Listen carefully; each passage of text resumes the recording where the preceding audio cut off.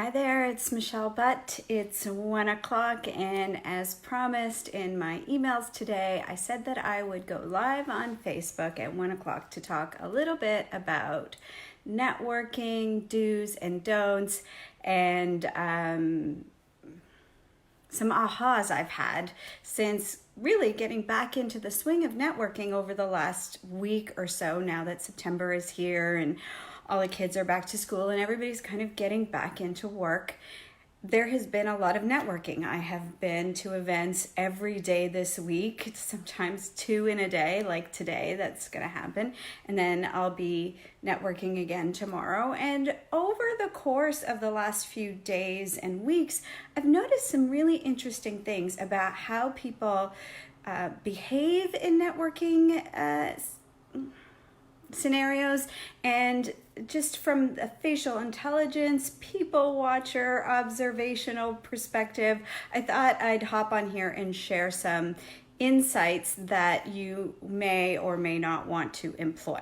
So one of the things that I think is really important when you are networking is to understand the purpose of networking. So really it is to get out there and meet other people for the purpose of growing your business somehow. So when you are going to a networking event, get into your mind that that event is going to somehow allow you to grow your business. And what that means is it can help you make connections. It can help you get more confident in the way that you talk about your business. It can help you try out new ways of talking about your business.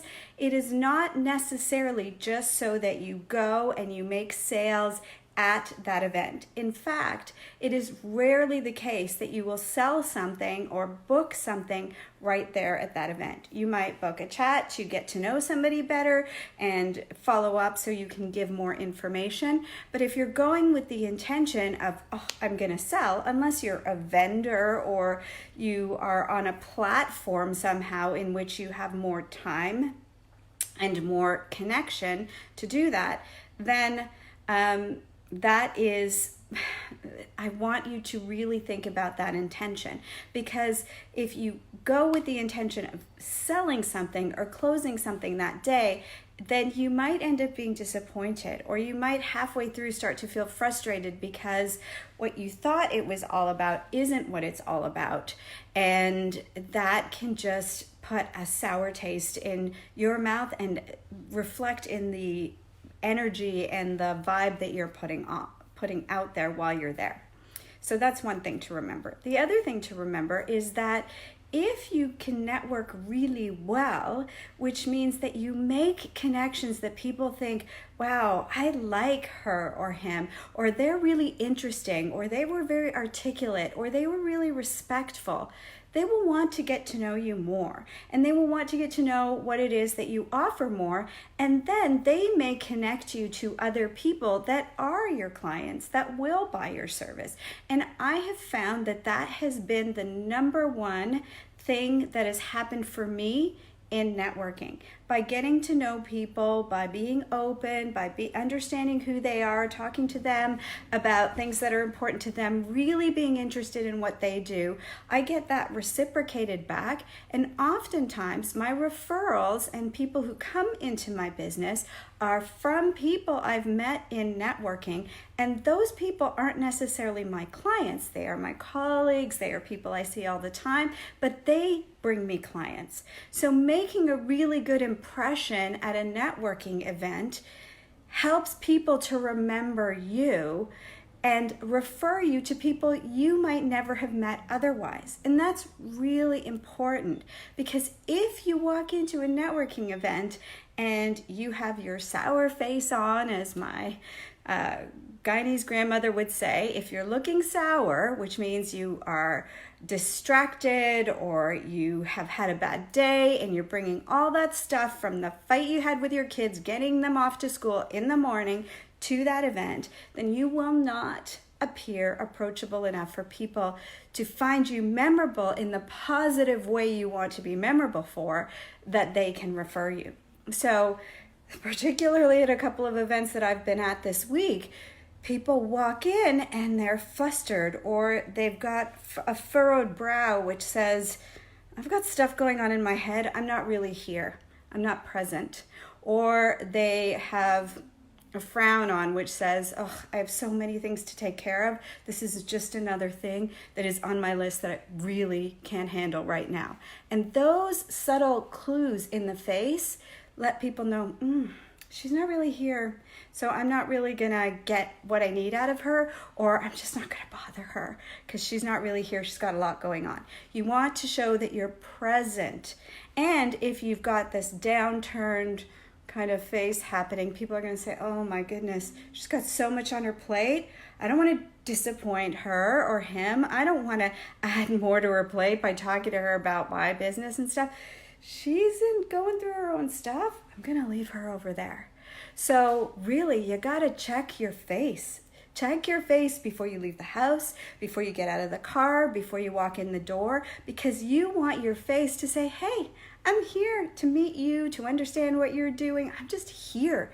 I'm here. I'm present. If all your face says is I'm here, then there are so many possibilities. If your face and your expressions are saying, I'm somewhere else, I'm distracted, then you're not there in your mind, and you might as well not be there physically either, because you are not going to achieve the outcome that you want to achieve by being there. So that's really important. The other thing, because I don't want to take too much time, and this is a topic that I could speak for hours on and get really more into the faces about it, is I want to talk a little bit about some archetypal natures, because you've heard me talk a lot about archetypes and faces and how to use faces appropriately at events if you are the moderator or the leader of the event, and if you are a participant. So, for example, one thing that is very important that I think we don't often consciously think about, but networking, as much as it is about connecting, it's about respect. And so if people feel like you can't respect the environment, then they will feel like you can't respect them when they do business with you. And I know you're saying, what do you mean, Michelle? Are you getting a little harsh? But I can tell you, this is the vibe I get, and this is the vibe I see happening in a room when people are not respecting the boundaries of the event, and it makes the person who's hosting potentially uncomfortable, and it makes other people uncomfortable. So what I mean by that is, if they say you have 30 seconds to give us your spiel, tell us who you are, etc., or you have 1 minute to do this, then respect that boundary that they're putting out there. There are many of us, and particularly I find this in captivators, sometimes even nurturers who are really, really passionate about giving, they tend to go well beyond that. Partly, captivators and nurturers have a hard time holding boundaries at all in their own life. So even keeping to a time boundary is something that they have to do very consciously. But I want you to remember and do it consciously. Because when you go over the time that you've been allotted to talk about yourself, everyone else feels uncomfortable. Because first of all, then they feel like you're taking away their time and you're being disrespectful. They feel like you are being more about you than being about them. And networking is really about showing how you can connect and what kind of giver you are, not just what kind of receiver you want to be.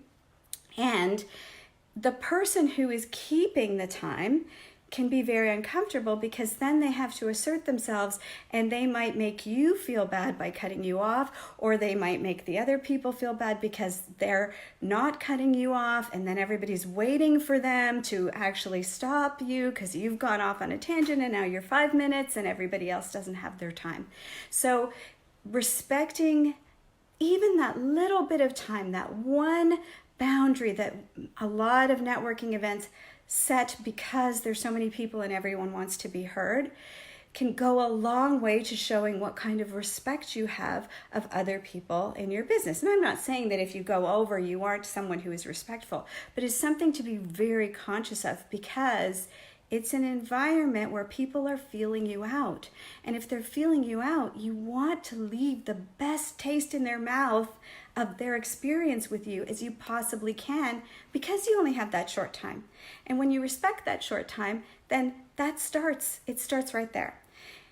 So if you are someone who's running an event and you want to make sure that you keep this time constraints as one of your issues, or as one of your things, moving smoothly and being respected, then if you're going to choose a timekeeper, then you would want to choose a timekeeper who is very much royal in nature, because royals have a lot of respect for time. Royals don't mind being in control and bossing people around, and royals with nice full upper cheeks can do that bossing around very respectfully and not make people feel like they're being told what to do.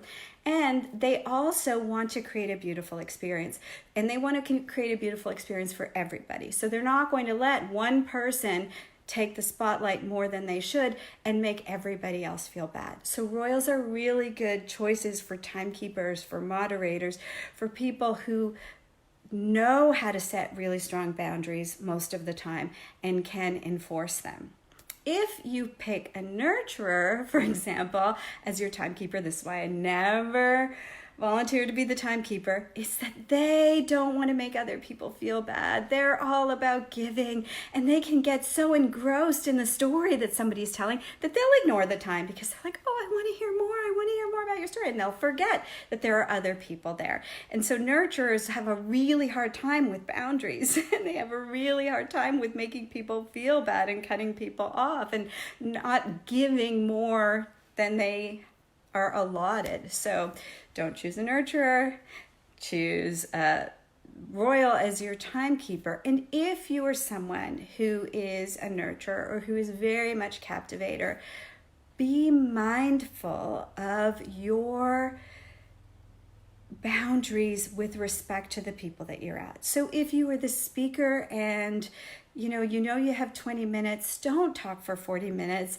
and make the whole room uncomfortable, no matter how engaging you are, because there are going to be people who notice that it's now 20 minutes past the agenda points, and they start to get anxious because the royals and the warriors in the room are very schedule and plan oriented, and if you take them off the plan, they're going to start to feel like, oh my gosh, this person is going to talk too long then if I want to do business with them, or they're really just so much into what they have to offer that they're not wanting to get what I have to offer. They're not wanting to know more about me, because taking too much time can feel and appear very self-centered. So this is something that I have had to learn, because I am a nurturer, and my boundaries, boundaries is my constant place of work. And I've also had to learn, because sometimes it's very easy to get caught up, especially when I'm the speaker, of reading faces and people are asking lots of questions, and I could go on for a really long time. But I have to pay a lot of attention to the time. I have to make sure that someone's signaling me so that I don't get lost, and even though I have value to bring, disrespect the time and the space and the energy and the beingness of all the other people in the room. So I really think that's important. There's so much more I can say. There's so much more archetypal nature that I can talk about. But I also want to mention one last thing. If you have a room, this is what I want you to understand, is that if you have captivators on stage, it's really important to have a talk about the boundaries of the way the stage time is going to go.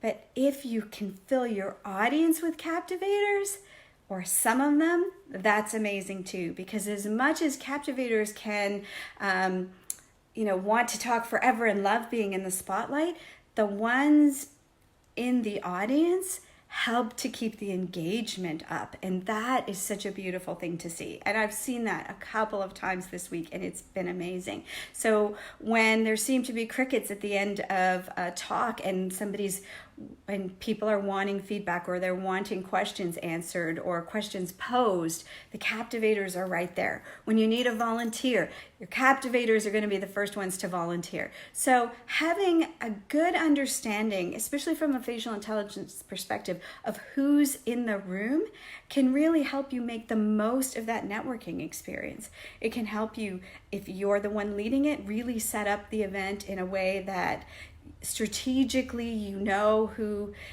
will play what role in the whole event. But also, if you can read the faces and understand what's going on, then you can strategically work the room and get really connected, authentic access to all of the archetypes. So I'll leave it there for today. I will add so much more to this as we do these lives every now and then, but I hope that helps. And I'd love to hear your thoughts and your feedback on some of the things that I've mentioned today and some of your observations from a networking perspective. And if you have questions, or if you have scenarios that you found yourself in and you think, oh, Michelle, what would you do here? Then let me know, because I'd love to answer those questions. So anyway, I'm off to network again, and I will see you soon. Bye for now.